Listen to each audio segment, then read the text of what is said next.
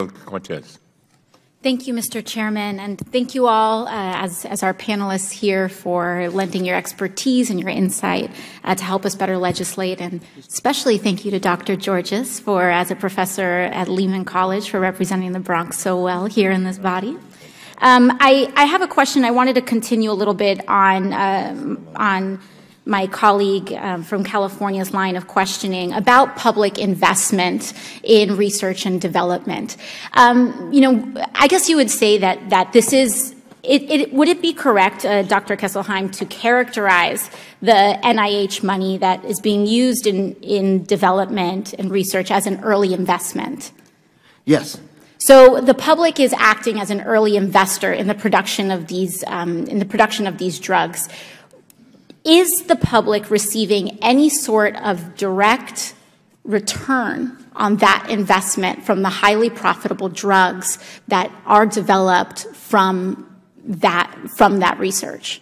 No, in most cases, there isn't. When those products are eventually handed off to a for-profit company, there aren't licensing deals that bring money back into the coffers of the NIH. That usually doesn't happen. So the public is acting as an early investor, putting tons of money in the development of drugs that then become privatized, and then they receive no return on the investment that they have made. Right.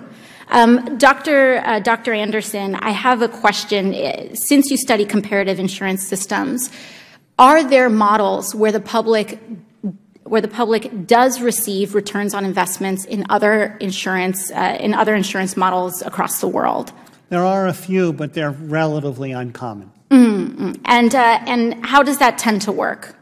So essentially, if the places at the UK or someplace like that have invested money in it, they will get some rate of return on those investments. But again, it's relatively uncommon. Mm-hmm. I also have one question for Dr. Georges, and please stop me if I'm going out of the scope of your expertise. As a nurse, in your experience as a nurse, do you have knowledge of the VA?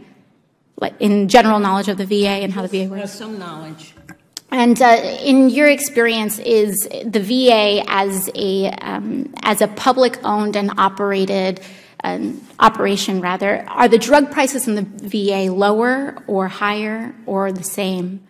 Well, that I as what we see in general. I don't have that kind of knowledge. They tend to be much lower than in other places in the So they tend about 31% lower than what Medicare pays. So the VA tends to be lower. And can you explain why, anyone on the panel, why that is? So, well, in part because the VA gets some automatic statutory rebates based on the drugs that it buys, but also because the VA negotiates on behalf of all of the members of the VA and is able to use its marketing power to try to negotiate that, and also because it takes a very thoughtful approach to developing its formulary and can use inclusion on its formulary as another way of trying to negotiate a fair price for the product. So you would say, and am I correct in saying that the VA is using collective bargaining power in the market to lower the price of drugs as a counter to some of the for-profit or profit motive pressures, upward pressures on the cost of pharmaceuticals? Right. Yes. Okay, great. And I guess one last question in my remaining time. If you all could ask us, to act as members of Congress and do one thing, one action, what would that action be? So I think, for me, it's external reference prices. And that's something that President Trump has proposed in Medicare Part B, to pay 126% of what the other countries do. I'm not sure I would agree with the countries that he chose, but essentially to pay 123%. If right now in the Medicare Part D, which is most of the money, we pay about 3 to 4 times what other countries pay for the same drugs. I don't think we can bring it down to what they pay or 126% of it, but we could bring it down a lot. I tend to think external reference pricing is not a good idea, and I think that what we should do is actually get our own house in order and negotiate and try to evaluate the value and comparative and cost effectiveness of drugs better in the U.S. and try to determine what the right price is for U.S. patients rather than relying on what the prices are in other countries. But if I could say one thing that we could do, I think it would be to, again, try to develop a system where the government could try to identify what the fair price is for a drug and what are reasonable prices for the drug based on the value that the drug provides to patients, and then use that to negotiate with the pharmaceutical manufacturer to try to get a more effective price that we provide. We in AARP would like you to have HHS be allowed to negotiate lower drug prices on behalf of Medicare beneficiaries. Thank you. Thank you all so much. Thank you very much. Mr. Thank you, Chair, Ms. Presley. You've got some. I also think that what people are starting to see, at least in the occupation of Palestine, is just an increasing crisis of humanitarian condition. You use the term the occupation of Palestine? I think what I meant is like the settlements, places where Palestinians are experiencing difficulty. Do you think you can expand on that? I am not the expert on geopolitics on this issue. Well, that is clear. Here to react, Michael Knowles, host of The Michael Knowles Show. Michael, good to have you with us. Abby, good to be here. All right, you listen to the DNC, and that is the future of their party. That is the future of their party. I think she's a good representative. The Democrats at this point are proudly ignorant and thoroughly anti-Israel, so it makes sense. This poor girl, Alexandria Ocasio-Cortez, is not making a great first impression, and that is the lasting one. What do we know about her since her campaign hit the national stage? She is a liar. She lied about her upbringing. She pretended to be from a poor part of the Bronx and grow up there. In reality, she grew up in a ritzy part of one of the ritziest counties in the country. I know this because I grew up in the town over from her. So we know that, and now we know that she is proudly ignorant. She has this great line. She says, I don't really know a lot about this, but I firmly believe, frequently wrong, but never in doubt. She uses the slogans that we've seen from Democrats now for the past 20 years. We heard in the Bush era, Bush lied, people died. He didn't. We heard no war for oil. There wasn't one. Now we hear Trump colluded with Russia. There's no evidence of that.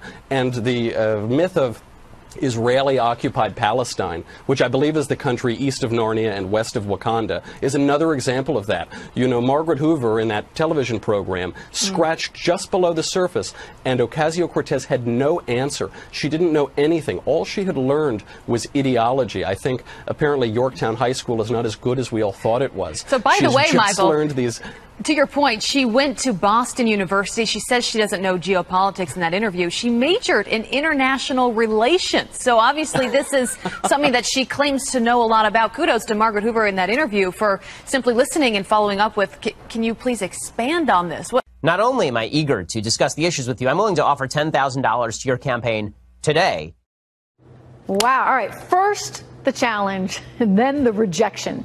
Conservative commentator Ben Shapiro calling for a debate with Democratic Socialist Alexandria Ocasio-Cortez. He wants to debate her. He wants to debate her on the issues. The New York congressional candidate taking issue with Ben Shapiro, tweeting out, just like catcalling, I don't owe a response to unsolicited requests from men with bad intentions.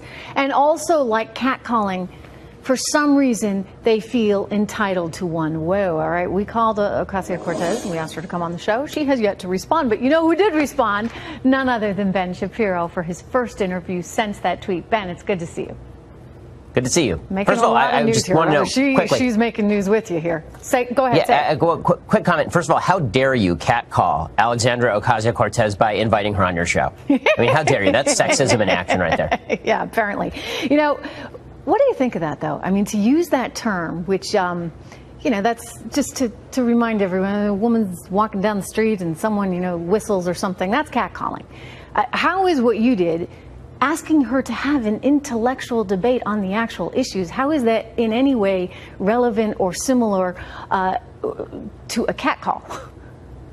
Catcalling must be very weird in Queens. I don't know if they're like construction workers standing on street corners and shouting to women, "Hey, baby, want to have an hour-long public conversation about trade policy and the vagaries of Viennese economics versus neo-Marxist economics?" It gets strange in her district, apparently. But again, this is so many folks on the left jumping to a sort of intersectional defense in which anybody who requests a discussion or a debate must be evil by their very nature, right? I'm a man, therefore I'm catcalling her, even though as an Orthodox Jew, I have never catcalled a woman in my entire life.